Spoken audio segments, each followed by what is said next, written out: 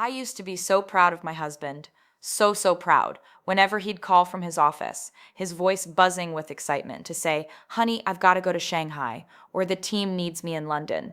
I'd feel this pride swell in my chest. This was it. This was the life we'd worked for. He was brilliant, ambitious, and the world was finally seeing it. So when he told me he needed to go on another business trip, I'd pack his bags and transfer him the money without a second thought. Um, I was investing in his success, in our future. I'd fold his shirts, make sure he had the right currency, and send a little extra so he could have a nice dinner on the company. Our joint account was our war chest for his career. Every withdrawal, every transfer was a step up the ladder for him, for us. I was his silent partner, the financial and logistical backbone of his skyrocketing career. What I didn't know, what I couldn't have imagined in my wildest nightmares, was that I wasn't funding a business. I was funding a lie. A lie so vast and intricate it would consume everything I thought was real. I was paying for a life I had no idea he was living, with a woman I had no idea existed. It's funny how memory works. Looking back now feels like watching a movie about someone else's life. The early years with Liam, they were golden. The kind of years people write songs about. We met in our last year of college. I was buried in textbooks at the library, totally overwhelmed, and he just sat down at my table with two coffees and a smile that could disarm armies. He told me he'd been watching me for weeks and couldn't stand seeing me look so defeated. He just had this effortless charm, a confidence that wasn't arrogant, but warm. It felt like stepping into the sun. We were inseparable from that day on. He was studying business, and I was in art history. He was all about 5-year plans and conquering the world. I was about finding beauty in the brushstrokes of a long dead painter. We were complete opposites, but it felt like we were two halves of a perfect whole. He grounded my idealism, and I softened his sharp edges.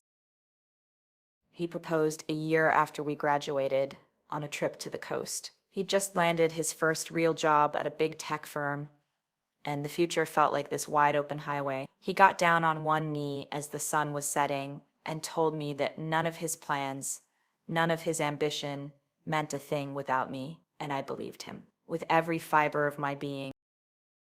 Our wedding was small and beautiful. We wrote our own vows. I promised to support his dreams, no matter how big. He promised to always be my home. We bought a charming little house with a big garden that I fell in love with. It needed work, but we were young and full of energy. We spent weekends painting walls and dreaming, sitting on the floor of an empty room, eating pizza from the box while he mapped out our future. In 5 years, he'd be a junior VP. In 10, a senior VP. He wanted 2 kids, a dog, and a summer home by a lake. And I was right there with him, nodding along, my heart so full it felt like it would burst. The first few years of our marriage were a blur of hard work and happiness. Liam was a star at his company, smart, charismatic, and he worked harder than anyone. He'd come home late, his eyes tired but shining, and tell me about the deals he was closing. I was his sounding board, his cheerleader. I'd listen for hours, fascinated by this corporate world I didn't understand, but so proud of how he navigated it. My own career was quieter. I was working at a local art gallery, curating small shows. I loved it, but the pay was modest. As Liam's career took off, his salary quickly dwarfed mine. It was never a problem. It was our money. His success was my success. About 4 years in, the travel started. The first trip was to a tech conference in San Francisco. He was so excited. I helped him pack, fussing over his ties. When he came back, he brought me a beautiful scarf and stories that made it all feel so glamorous. Soon, San Francisco turned into Chicago, then Austin, then New York.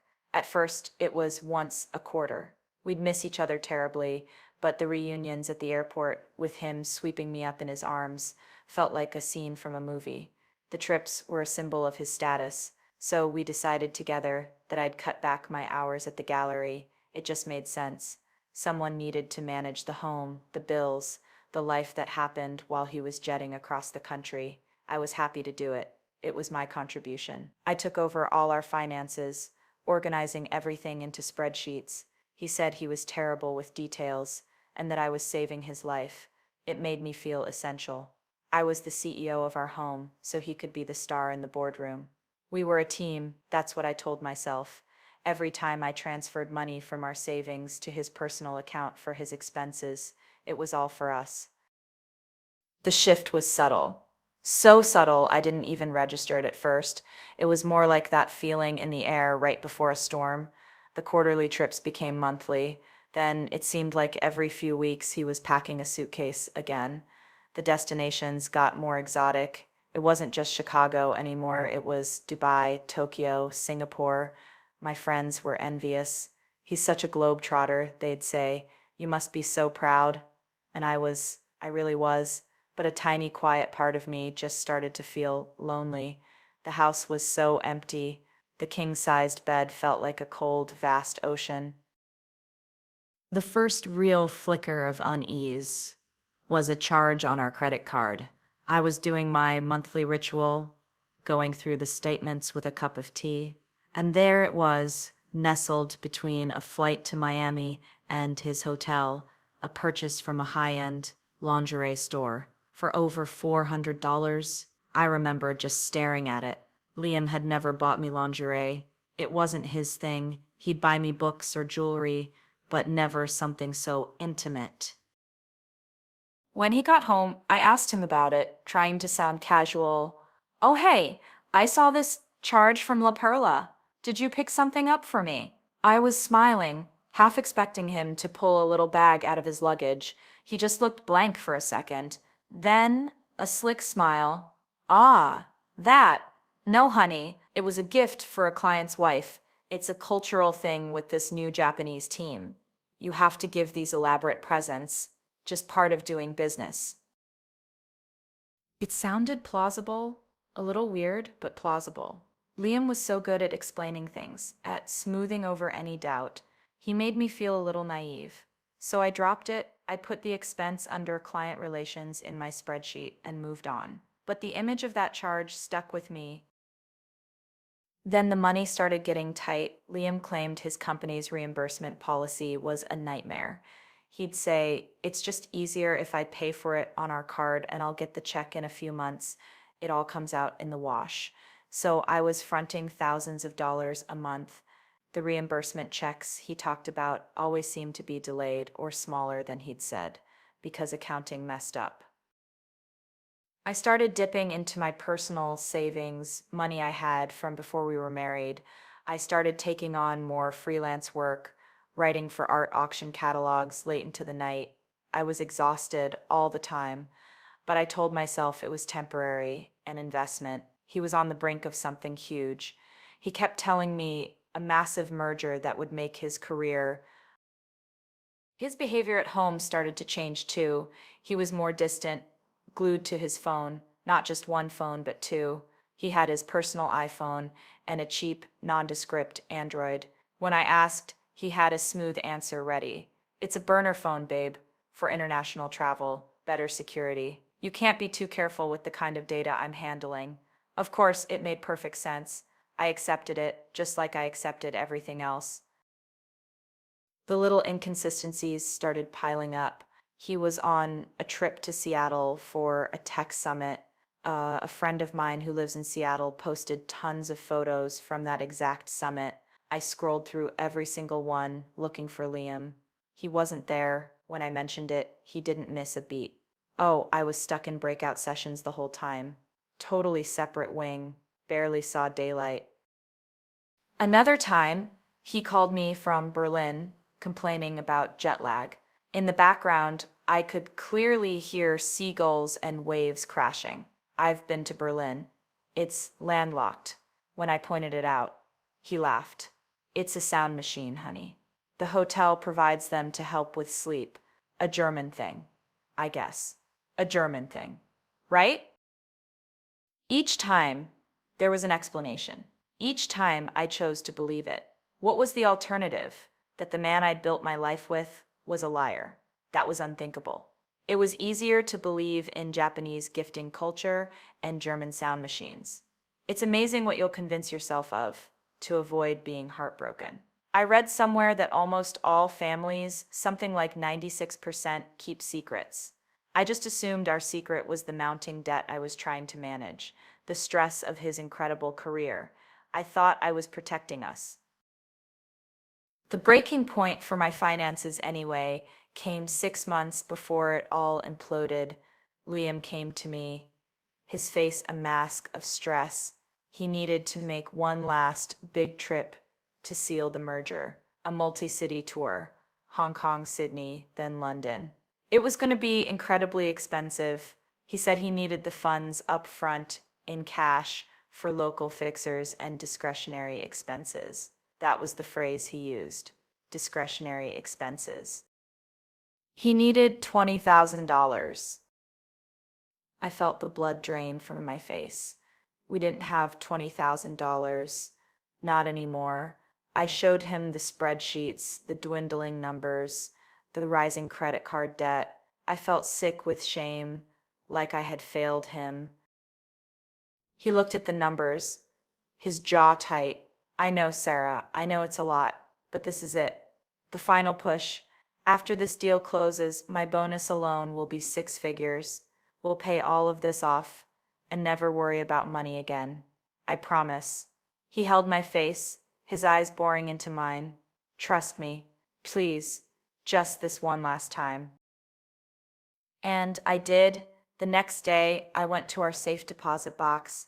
I took out the diamond earrings my grandmother had left me, the one truly valuable thing I owned. I walked to a jeweler on a quiet street where they wouldn't ask questions. The man offered me a fraction of what they were worth. I took it. The envelope full of cash felt both heavy and dirty. I gave the money to Liam that night. He kissed me, called me his savior. He said he'd pay me back tenfold. I watched him pack my grandmother's legacy tucked into his wallet. As he walked out the door, I felt this profound dread in the pit of my stomach. For the first time, a voice I couldn't silence whispered, "What if this is all a lie?" He was supposed to be in Sydney. For 2 weeks, I lived on instant noodles and anxiety, watching our bank account flatline while picturing him in high-stakes meetings. I was so proud and so terrified. The house was quieter than ever. The silence was suffocating, filled with the echoes of my own doubt. It happened on a Tuesday. I was trying to control my spiraling anxiety by cleaning a frantic effort to scrub the unease away. I was in our bedroom tackling Liam's closet. I was reaching up to a high shelf to dust when my fingers brushed against something hard tucked behind a stack of old sweatshirts.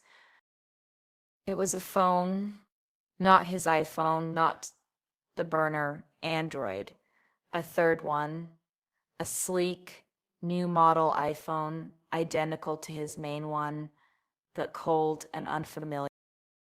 My heart started hammering against my ribs. It's another security phone, I told myself, a backup. But the excuse felt flimsy, even in my own head. Why hide it? I just stood there holding it. It felt like a bomb. My hands were shaking.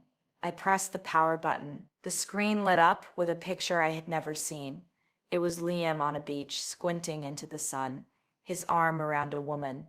A beautiful woman with long, dark hair, laughing with her head thrown back. And she wasn't me. My legs gave out and I dropped to the floor. I couldn't breathe. It was like I'd been punched in the chest. I stared at that picture, and a cold, horrifying clarity washed over me. The password. I needed the password. I tried our anniversary. Access denied. His birthday. Denied. My fingers were trembling so badly I could barely type. Tears blurred my vision. Then I looked at the lock screen photo again. The date stamp. June 10th. The date meant nothing to me. With a sickening lurch, I typed in the 4 digits. 0610. 610. The phone unlocked. and my world ended. Not cracked, not broken, annihilated. The phone opened to his texts. The top conversation was with Olivia. Her last message, sent just hours ago, read, "Miss you, my love. Sydney is amazing, but not the same without you. Hurry home to me. Love." Sydney? But he was in Sydney. My brain short-circuited. He wasn't there for work. He was home with her. No, that didn't make sense. I scrolled up. The conversation went back years, years. Pet names, inside jokes, plans. And then I saw my own name. Sarah is getting suspicious about the money, one of his texts read. I had to sell her a whole story about discretionary expenses. She bought it, of course. She always does. Olivia's reply, "My poor baby, having to deal with that. Don't worry. Soon we'll be on a beach in Bali and she'll be a distant memory." Nausea washed over me so intensely I had to put my head between my knees. I was reading a script to a play where I was the fool, the money source, the obstacle. I clicked on his photo gallery. It was a catalog of his other life. Hundreds of pictures. Liam and Olivia skiing in Aspen, his leadership retreat. Liam and Olivia drinking wine in Napa, his shareholders meeting.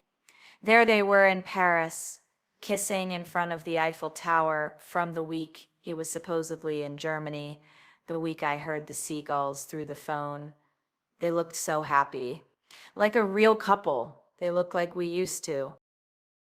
Then I found the folder that broke me.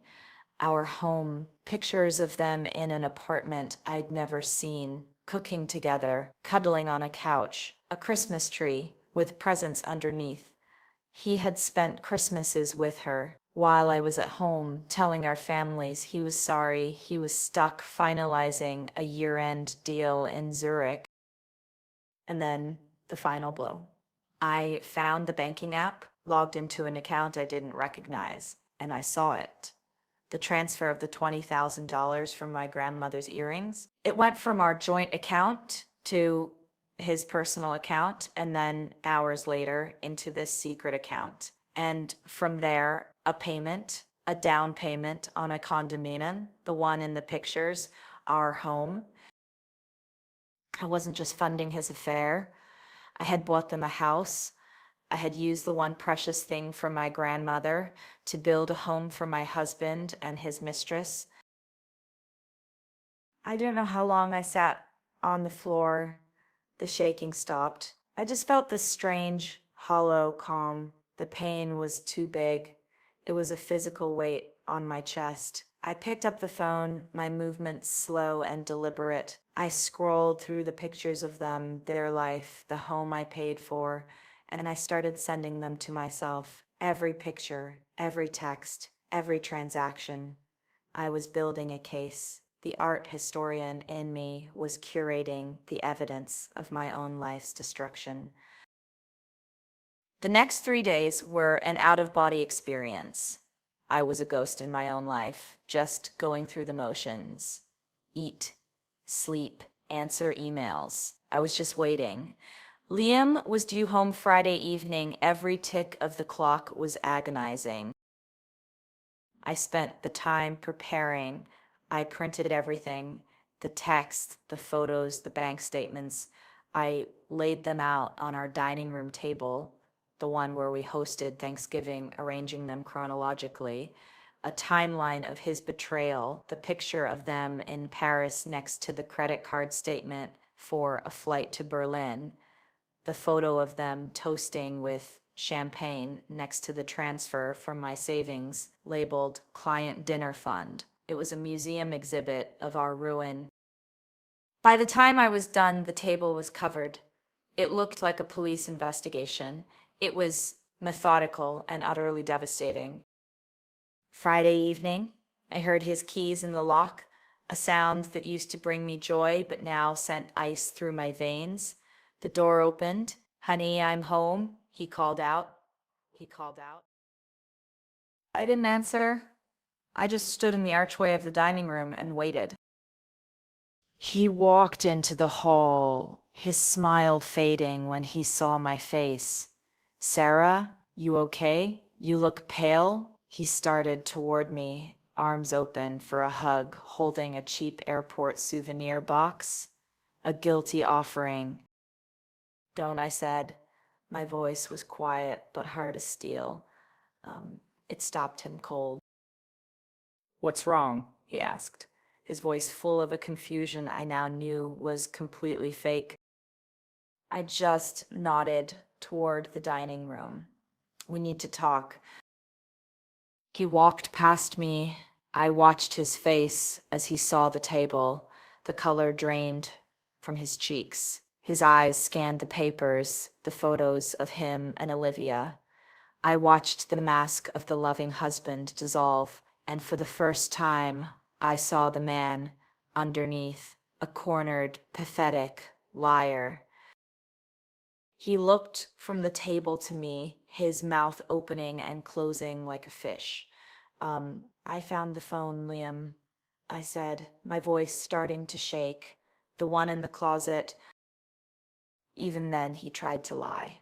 What phone? Sarah, this is crazy. What is all this? He waved a hand at the table, trying to act dismissive, but I wasn't that woman anymore. I walked to the table, picked up a photo of him and Olivia kissing on a boat, and held it up. This is from your tech summit in Seattle, right? And this one, I picked up another. This must be the leadership retreat in Aspen. You look so happy. Amazing. You got any work done? His face crumpled. Sarah, listen, it's not what you think. It's not what I think? A hysterical laugh bubbled up. You think I can't understand these or these? I slammed my hand on the bank statements. This is the $20,000 I gave you from my grandmother's earrings. And this is the down payment on your home with her. Did you even thank me when you signed the papers? Did you feel a flicker of gratitude for the fool back home funding your little love nest? He flinched. Please, let me explain. He just broke. He sank into a chair, his head in his hands. I'm sorry, he mumbled. I'm so sorry. Sorry doesn't cut it, I said, my voice dropping to a cold whisper. Who is Say? It all came spilling out. Olivia was a graphic designer he'd met years ago. It started as a flirtation and then more. She lived just 3 hours away. Many of his business trips were just him driving to her city. The international trips were their vacations. He'd told her I was his bitter ex-wife, making a divorce messy. He'd built two separate realities, and I was the star of the tragic one. He said he always planned to pay me back after his big promotion, that he saw it as just borrowing from our future. I listened, feeling that numbness return. I thought about the statistics you read, how something like 1 in 4 couples deals with infidelity.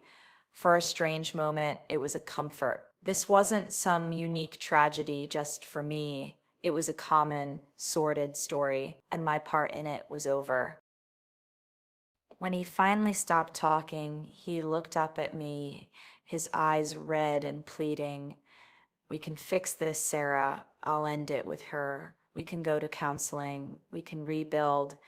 Um, I looked at the man I had loved for more than a decade, and I felt naught, just a vast, empty space. No, I said. There is no we to fix. I pointed to his suitcase. Pack the rest of your things and get out of my house. He left that night. The sound of his suitcase wheels on the hardwood floor and the final click of the lock was the loudest sound I had ever heard. And then silence, a silence so absolute it rang in my ears. The house, our home, suddenly felt like a hollowed-out cavern. For the first few days, I just walked through the rooms, looking at a life that was now a fraud. The grief, when it hit, was a tsunami. It was violent, all-consuming rage, and a sorrow so deep I thought it might kill me. I cried for the woman I had been, that trusting, hopeful girl. I cried for the years I had lost, and I raged at him, at her, and at myself for being so blind. The toll was immense: constant anxiety, sleepless nights, the physical weight of it all. But underneath the anger, something else was stirring. A tiny spark of the woman who had meticulously gathered the evidence, who had stood her ground and told him to leave. It was a core of strength I'd forgotten I had. Um, the divorce was a nightmare. Unraveling the financial web he'd woven was a forensic mess. My lawyer said financial infidelity is often worse than a physical affair. It's a betrayal of trust and a destruction of your shared security. He hadn't just broken my heart, he had systematically dismantled my life. The condo I'd unwillingly paid for became the monument to his deceit we had to fight over in court. Slowly, I began to rebuild. I threw myself into my work. I left the small gallery and took a job at a major downtown museum. The work was demanding and it required all of my focus. It saved me. For the first time in years, I was investing in myself. My paychecks were mine. My savings account was mine. That feeling of pure independence was intoxicating. I started to heal. I learned to trust my own instincts again, the gut feelings I had ignored for so long. I realized my worth was never tied to his success. It was in my resilience, my passion, and my capacity to love, even if that love had been tragically misplaced. I learned that financial secrecy is a poison. A partnership is about building a dream together with transparency and mutual respect. It's been 2 years. I live in a new apartment downtown, a place that is entirely mine, filled with art that I love. The museum of our ruin is packed away in a box. I don't know what happened to Liam and Olivia, and I truly don't care. Their story is no longer my story. I wasn't just a wife who was cheated on. I was an unwilling investor in my own heartbreak. But I am not a victim. I am a survivor. I took the shattered pieces of my life and I built a new one, a better one, a truer one. This was the hardest experience of my life, and I know that my story, especially the financial deception part, isn't unique. So many of us have been there. If this resonated with you, if you've ever felt that gut-wrenching betrayal, please share your own experience or words of encouragement in the comments. Reading your stories and knowing we aren't alone makes all the difference. And if you found strength in this story, please don't forget to like and subscribe for more content about finding your power after the pain. In the end, the greatest lie he ever told wasn't about the business trips or the other woman. It was the lie I told myself, that my value was in being his support system. The truth is, my value is in being my own. Now, when I travel, it's for me. I went to Florence last spring and stood in front of Botticelli's Primavera and just cried, not from sadness, but from joy. The money I make builds my future, not someone else's deception. The future is bright, it's mine, and for the first time in a long, long time, it's completely, beautifully, and unapologetically real.